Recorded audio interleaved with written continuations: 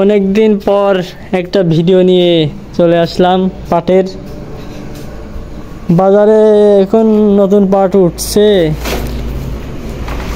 এই পাটগুলো স্টক করা হচ্ছে আর কি। আজকে ভাটির বাজার আছে, এই পাটগুলোর দাম দর ভাটির বাজার আজকে পাটের দাম দর কেমন চলছে এটা জানিয়ে দেব। আর দেখি সামনের হাট থেকে বাজারে পাটের ভিডিও করা শুরু করবো আর কি।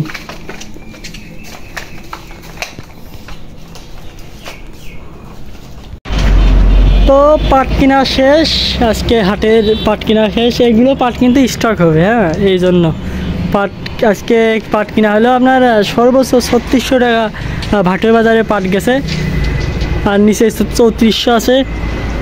আর এই পাটগুলো কিনা হলো আপনার 3500-3600 টাকা এরকম সর্বোচ্চ আর কি পাটগুলো কিনা হলো। এগুলো মানে স্টকে যাবে, স্টক করা হবে এই পাটগুলো। আর সামনে হাটের থেকে বাজারে যাব, বাজারের থেকে ভিডিও করে দেব। অনেকদিন ভিডিও দেওয়া হয় না, সামনে হাটের থেকে বাজারে যাব।